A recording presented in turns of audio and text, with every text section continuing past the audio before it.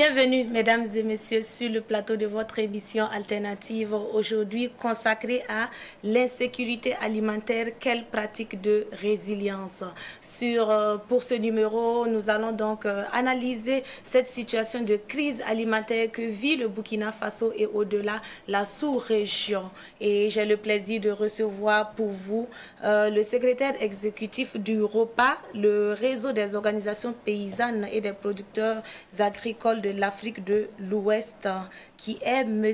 Ousseini Ouedraogo. Bienvenue sur ce plateau. Merci. Alors, c'est un plaisir pour moi de vous recevoir sur ce plateau pour analyser ce sujet aujourd'hui. D'entrée de jeu, nous allons d'abord vous demander d'apprécier cette situation que vit le Burkina en matière d'insécurité alimentaire. Nous savons bien entendu que la sous-région, et comme je l'ai dit, et principalement le Burkina Faso, connaît une situation alimentaire très critique en ce moment, et une situation qui se complique davantage avec la crise sécuritaire que connaît le pays. Comment vous appréciez cette situation? Merci madame, merci de nous avoir invités. Et l'Europa, c'est comme vous l'avez dit, c'est le réseau des organisations paysannes et des producteurs agricoles de l'Afrique de l'Ouest. C'est un réseau qui a son siège au Burkina Faso et qui couvre les 15 pays de la CEDEAO. Et nous travaillons en étroite collaboration avec les institutions régionales et la CEDEAO, lui au moins le CIL, c'est nos membres dans les pays, les plateformes nationales, comme la Confédération paysanne au Burkina Faso, travaillent en étroite collaboration avec les institutions publiques nationales. Alors, de par là, nous suivons effectivement et nous vivons avec les populations ce qui se passe actuellement en matière de sécurité alimentaire et nutritionnelle. Et vous voyez, et ça c'est depuis quelques années qu'on a cette crise-là qui se succède et qui s'accumule. En 2021, le RPCA, qui est le réseau de prévention des crises alimentaires, qui est porté par la CEDEAO, le SILS et l'UEMOA, a indiqué qu'il y aurait près de 21 millions de personnes sous pression durant la période de soudure, c'est-à-dire que de juin à août par là. Ça, c'était en 2021. En 2022, le RPCA donnait un chiffre de 38 millions de personnes. De 27, on est passé à 38 millions de personnes, donc ça a augmenté. Quand vous regardez l'indice de prévalence de la malnutrition, de la faim en Afrique de l'Ouest, les données de la FAO, vous voyez que ces 3 dernières années, on a un indice qui ne fait qu'augmenter. De 12, on est passé à 18%. Ça veut dire que ces dernières années, on ne fait qu'accumuler des déficits alimentaires, de denrées alimentaires. On ne fait que vivre une crise alimentaire et nutritionnelle. Alors, bien sûr, c'est la résultante de plusieurs choses, comme on le dit, les changements climatiques, le problème de sécurité. Voilà, la pandémie de la Covid est passée par là aussi. Voilà, plus bien sûr d'autres problèmes qui sont là, qui font que effectivement les gens ont des difficultés de plus en plus dans beaucoup de localités à accéder à l'alimentation. Alors, vous venez de le dire, des difficultés donc pour se nourrir. Est-ce que le Burkina est le seul pays dans la sous-région qui vit véritablement cette situation que nous constatons, avec les milliers de personnes déplacées internes actuellement que nos villes accueillent? Non, le Burkina n'est pas le seul pays qui est confronté à cette situation. Il y a beaucoup de pays en Afrique de l'Ouest qui sont concernés. Mais il y a un cas particulier quand même pour les pays du Sahel, comme le Mali, le Burkina et le Niger. Et surtout que dans ces pays du Sahel, là, c'est là aussi que l'insécurité est persistante et même grave avec l'action des groupes armés qui s'amplifie de plus en plus, on peut le dire ainsi. Voilà. Donc, ça fait qu'on a de plus en plus de déplacés internes au Burkina Faso, des gens, des agriculteurs, des éleveurs, des pêcheurs qui n'arrivent plus à exercer leur métier dans leur localité, qui ont fui leur localité, qui ont abandonné leur patrimoine de production, donc qui ne peuvent pas produire. Donc ça fait quand même un déficit dans la production. Plus maintenant, ce que je disais tantôt, les problèmes liés au climat, à la crise climatique et environnementale, etc. etc. Mais je dirais que ce n'est pas ça seulement. Bien sûr, il y a les contraintes ou les problèmes sociopolitiques. Quand il n'y a pas de stabilité politique, institutionnelle, c'est un facteur aggravant de la situation. Et le Burkina fait partie quand même des pays où on connaît ce problème-là. Mais il est clair que la situation sécuritaire et les enjeux environnementaux qui se précisent davantage d'année en année viennent compliquer davantage la situation alimentaire dans notre pays. Mais est-ce que avant cette situation sécuritaire, avant donc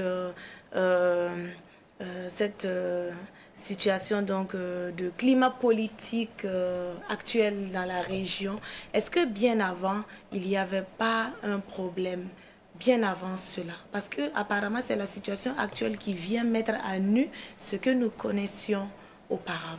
Sinon, si par exemple, en matière de production qui prônait la souveraineté alimentaire ou l'autosuffisance alimentaire, est-ce qu'en temps de crise, on n'allait pas mieux supporter la situation? Oui, comme vous dites, nous sommes dans une situation où on a une cristallisation de déficit. Voilà, ça n'a pas commencé maintenant. Et le problème, il n'est pas technique, il est essentiellement politique, comme vous l'avez vous-même souligné. Si vous vous rappelez, dans les années 70, on a eu une succession de crises. Nos États se sont mobilisés. Ils ont mis en place des politiques, à l'époque dites politiques pour l'autosuffisance alimentaire. Le SILS a été créé à cette époque-là. Ils ont investi dans la formation, dans la recherche pour la semence, dans la mise en place d'infrastructures. Si vous prenez un pays comme le Burkina, à cette époque, beaucoup de barrages ont été mis en place, construits. Ce sont ces barrages d'ailleurs qui sauvent le Burkina. Quand on voit la production céréalière, notamment le riz, quand on voit la production de légumes, c'est essentiellement ces barrages-là. Donc de 70 jusqu'à 85 par là, c'était cette période. Quand on regarde en Afrique de l'Ouest, l'accroissement du rendement du riz, c'était à cette période-là qu'on a connu véritablement un bond. Ça, c'était une politique à l'époque, mais qui a été fragilisée par la suite, par le programme d'ajustement structurel. On dit que l'État doit se désengager du secteur productif et le secteur agricole a été délaissé. Tous les dispositifs que les États avaient mis en place pour assurer, réguler le marché des produits agricoles, tout ça, ça a été déstructuré. Et ça a fragilisé, bien sûr, la production alimentaire dans nos régions et dans nos pays. Le Burkina a subi également ce même sort-là. Il fallait attendre jusqu'au début des années 2000 pour revoir de nouvelles réformes. Et là, j'avoue que dans la région, il y a eu un travail important, que ce soit au niveau de la CEDEAO ou dans les pays comme le Burkina Faso, vraiment des programmes, des politiques pour relancer le secteur agricole et pour faire face aux conjonctures et aux défis notamment liés à l'alimentation et à la nutrition. On peut se féliciter parce qu'on a eu de bons cadres politiques, mais la mise en œuvre a connu aussi des déficits. Et j'avoue que la mise en œuvre, on est retombé dans des déficits. C'était des politiques qui ont eu quand même une certaine légitimité, qui a permis aux États de mobiliser des ressources, mais une politique, ça se met aussi avec des instruments de politique, des mesures effectivement efficaces. Une politique, c'est vraiment une confrontation d'acteurs pour assurer une bonne gouvernance. Et je pense qu'on a un peu perdu dans ce pilotage inclusif qui mobilise l'ensemble des acteurs. On a un peu perdu dans la mise en œuvre d'instruments de mesures qui assurent un financement, qui assurent des investissements facilitant, pouvant assurer l'accroissement de la production, de la productivité, qui assure également une conservation, une transformation, une diffusion de ces produits, donc une préférence communautaire. On a manqué à ce niveau. On a manqué aussi dans la cohérence des politiques sectorielles. on fixe une politique agricole avec des objectifs de couvrir l'essentiel des besoins de consommation des populations. Mais en même temps, on adopte une politique commerciale qui permet d'importer des denrées alimentaires qui concurrencent ces produits issus des exploitations familiales locales. On ne peut pas réussir une politique agricole comme ça. On ne peut pas assurer une alimentation saine et durable dans ces conditions. Rappelez-vous la crise de 2008. On a dit qu'on a eu la crise parce qu'on était beaucoup adossé aux importations, notamment le riz. Quand les pays exportateurs, pour plusieurs raisons, n'ont pas exporté leur production, on s'est retrouvé dans une situation de crise. Donc pour faire face à ça, il faut compter sur l'offre locale de production. Et ça demande des politiques appropriées que nous n'avons pas. Malgré les efforts, il y a toujours des marges de progression à faire en ce qui concerne la formulation, la mise en œuvre de bonnes politiques. Et d'ailleurs, est-ce que nos pays, les pays de la sous-région peuvent toujours continuer à compter donc sur les pays, les aides extérieures et sur les importations? Ce n'est pas évident quand on regarde le besoin à l'interne. Surtout au Burkina, actuellement, il y a un besoin croissant en alimentation et votre structure a donc pour vision un développement socio-économique agricole basé donc sur l'agriculture paysanne solidaire, citoyenne et durable. Et vous investissez également dans la gestion durable des ressources donc, naturelles. Et vous l'avez si bien présenté, la situation est très critique et actuellement il faut une politique de développement endogène. Et nous allons marquer pour cela une pause pour aller du côté de la régie pour suivre 2 témoignages de 2 producteurs agricoles aux environs donc, de Ouagadougou avant donc, de poursuivre cette analyse. L'espace là, c'est pour la mairie. Bon, mais bon, nous, on prie le bon Dieu comme on est dans l'espace vert là. Bon, on sait que bon, vraiment sur les, bon, on est parce qu'ils ont vu tous les papiers et ils ont fait tous les enquêtes. Bon, ils savent qu'en tout cas les espaces verts là, bon, c'est le jardinage pour les maraîchages. Bon, d'ici, ça faut la largeur vert vaut au moins 5 ou 10 hectares. Mais la longueur, bon, ça veut dire comme c'est une ceinture là, bon, même si ton terrain est petit, tu sais à l'heure là, même si je mets petit là, comme il y a l'eau là, bon, je vais avoir l'argent, tu vas mettre. Mais même si ton terrain est grand, tu sais, il n'y a pas l'eau. Après, tout le monde revient à la même heure. Et puis, on est là. Donc, à ce moment-là, allez, chacun paye comme il veut. Mais des fois même, la salade même est là, bourrée comme ça. Il faut enlever, donner les animaux. Des fois, il y a d'autres mais qui n'ont pas des animaux. Il faut prendre ça. Bon, ça y est là sur le terrain. Et puis ça se cherche comme ça. Il y a beaucoup de femmes qui sont là. Bon, des fois même, c'est très difficile. Ils vont fatiguer 2 mois là. Bon, la production, ça commence. Le plus moyen, c'est la salade. 2 mois. Tu vas faire 2 mois, tu ne vas même pas avoir 1000 francs. Bon, comment même te nourrir là même. Et puis, il y a beaucoup de dépenses là-bas. Il faut payer l'engrais, il faut payer les pesticides, il faut payer des gens pour que, bon, des fois, pour creuser là, les femmes là, ils n'ont pas les moyens, ils n'ont pas la force pour creuser. Donc, ils prennent les gens, ils creusent. Bon, malgré tout ça, des fois, ils sont là. Mais le problème, c'est ce que je viens de dire là, c'est l'eau. S'il y a l'eau là, il n'y a même pas de problème. Tu connais le jour et l'heure, comment toi aussi tu vas faire pour réussir. C'est l'eau. C'est l'eau. S'il y a l'eau là, mais en tout cas, bon, c'est que bon, nous venons de naître dans les années 2020-2021 là.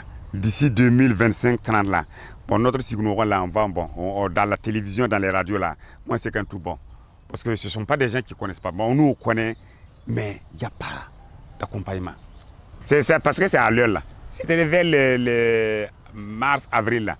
Si tu viens ici même, les arbres, tout c'était chiché. Tout ça même c'était des arbres de papayer. Mais avec manque d'eau là, tout est parti comme ça. Parce que sinon on a une nappe ici là qui coûte de 24 à 24. Mais il n'y a pas la possibilité de faire ce l'eau là beaucoup. On manque des moyens là. Et puis on est surchargé avec l'eau là ici.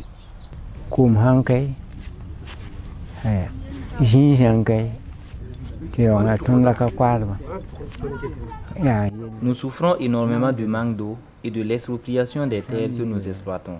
Si les producteurs que nous sommes n'ont ni eau ni terre, comment allons-nous produire?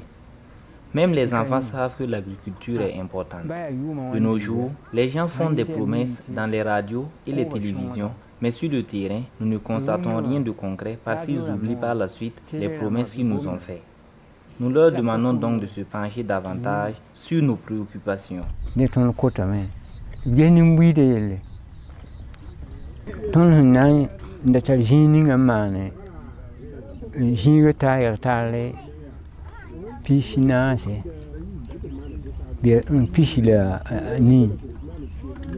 Les gens nous exproprient les terres pour les vendre. Nous avions auparavant 28 hectares à notre disposition. Mais un jour, des soi-disant propriétaires m'ont fait appel en tant que président de la coopération pour m'informer qu'ils nous retirent l'espace tout simplement.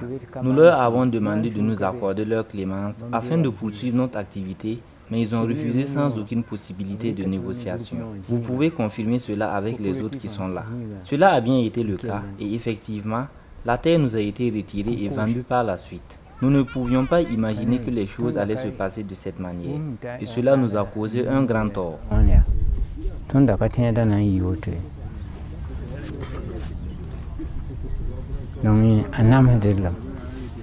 Alors, M. Ouedraogo, vous venez donc d'entendre Ablassé Kalmogo et M. Compaoré, qui sont des agriculteurs qui s'investissent donc aux alentours, dans les alentours de la ville de Ouagadougou en matière d'agriculture pour contribuer à nourrir les Ouagalais et bien d'autres populations aux environs de Ouaga. Quel est votre sentiment? Il y a un aspect qui est ressorti, la promesse des politiques. Et M. Compaoré l'a dit. Autant de promesses, mais dans la pratique, pas grand-chose. Quel est votre sentiment? Non, j'ai bien entendu le cri de cœur que je partage pleinement. D'abord, comme il a dit, l'agriculture reste un secteur très stratégique, que ce soit sur le papier, mais dans la réalité, c'est le secteur qui emploie le plus de personnes au niveau de la population active. Donc c'est là qu'on doit investir. Un secteur, au Burkina Faso, si je ne me trompe pas, c'est environ 87% de la population active qui travaille dans ce secteur. Si on veut réduire la pauvreté, lutter contre la pauvreté, si on veut assurer la sécurité alimentaire et nutritionnelle, ce sont ces gens qu'il faut appuyer. Et de manière efficace, de manière ambitieuse. Ils ont posé de vrais problèmes de notre agriculture qui dépend de la pluviométrie. Et avec les aléas actuels en matière de changement climatique, ça devient de plus en plus difficile. Donc il faut travailler à maîtriser l'eau agricole, à mobiliser l'eau. Quand il n'y a pas on n'a pas accès aux ressources en eau, ça devient de plus en plus difficile de produire. Et donc, il faut des investissements pour permettre à des gens d'accéder à l'irrigation. Dans les pays du Sahel, 37% seulement des terres irrigables. Quand on dit des terres irrigables, c'est dit il y a la terre, il y a les ressources en eau, qu'elles soient de surface ou souterraines, qui est disponible. On a pu mettre en valeur seulement 37%. Et dans ces 37%, il y a 60% seulement qui est utilisable. Le reste là, c'est du béton ou bien des forages qui n'ont pas donné. Ce sont des crimes économiques au plan politique. C'est un vrai problème, la mise en œuvre des politiques. Il y a ce qu'on a adopté et il y a ce qui est mis réellement en œuvre. Il y a un grand écart très souvent. Ou bien on adopte, on n'a pas les financements pour les mettre en œuvre. On veut compter sur l'extérieur pour financer notre propre politique. Le minimum, on n'arrive pas à apporter. Ou bien, on a les financements et dans l'exécution, on voit beaucoup de déviations. Ils ont parlé... Oui, ce modèle-là, c'est ce que nous appelons les exploitations familiales. Dans tous les pays en Afrique de l'Ouest, l'agriculture est dominée par ce modèle-là. Mais dans les politiques, c'est reconnu qu'il faut transformer, moderniser, accompagner la transformation de ce modèle. Mais bien sûr, en appuyant aussi ce qu'ils appellent entreprises agricoles entre guillemets.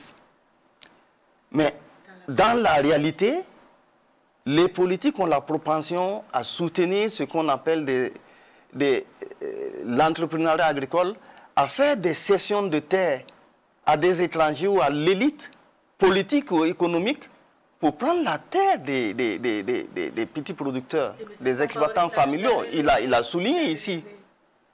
Mais ces gens, très souvent, ça n'a pas ce qu'on a commencé, agropole ici, agropole par là, que ce soit au Burkina ailleurs. On attend toujours les résultats. On n'a pas vu des résultats significatifs des agropoles qui impactent effectivement la sécurité alimentaire, qui permet de régler les problèmes de pauvreté des populations, notamment en milieu rural. Ça, c'est un gros problème. Permettre à des petits producteurs qui sont les plus nombreux, qui fournissent actuellement l'essentiel de ce que nous consommons, d'avoir accès aux ressources foncières pour exercer leur métier, c'est un problème. Et la question aujourd'hui, c'est de savoir, est-ce que l'État burkinabé est à même de soutenir de façon endogène le secteur agricole, sans véritablement s'adosser à l'aide extérieure? On ne peut pas dire qu'on va complètement s'empêcher de l'aide extérieure. Mais comme beaucoup le disent, l'aide extérieure doit aider à s'affranchir de l'aide. Il y a un minimum que nous devons assurer. Quelqu'un disait que la puissance est d'abord alimentaire avant d'être militaire. La puissance d'un pays, d'abord alimentaire avant. Donc, un leader paysan dit, on ne peut pas confier notre ventre à quelqu'un. On doit assurer le minimum en matière d'investissement public pour assurer l'augmentation durable de l'offre de denrées alimentaires. Mais pour le moment, on dirait que c'est au gré des autorités politiques qui sont là.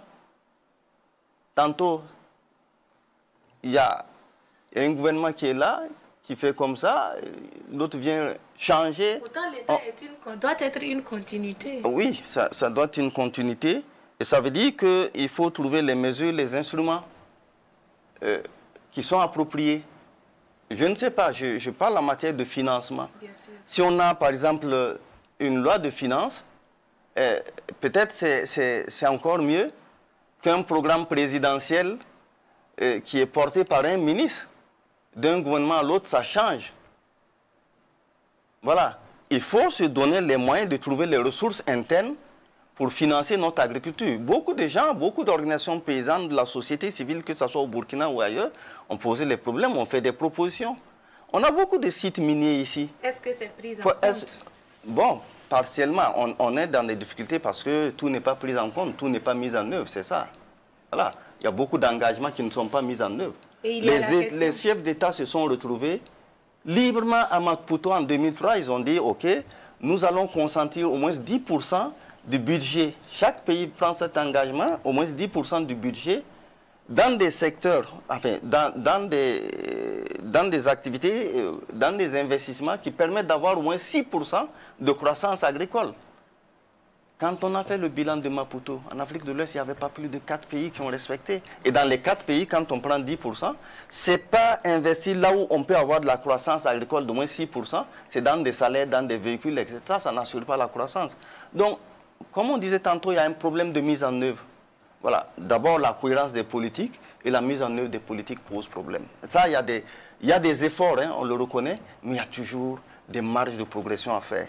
Et prenez un exemple comme le riz. Nous n'avons plus le temps, il faut... le riz, il y a des pays qui atteignent 94 par habitant, 94 kg de consommation par an par habitant. La Guinée, 110 même.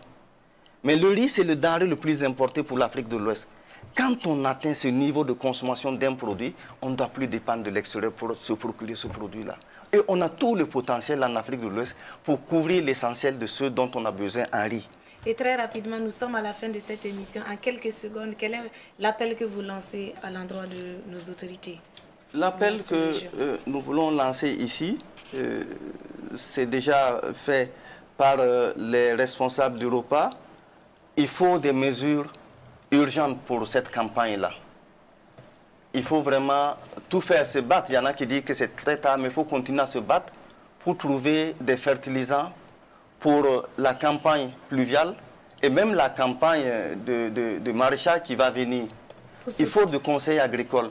Mais au-delà des mesures urgentes pour sauver la campagne et assurer la production, restaurer les capacités de production de ceux qui ont perdu, les déplacer autres, il faut des mesures, des solutions structurelles à long terme qui vont nous permettre vraiment d'assurer la résilience de notre agriculture.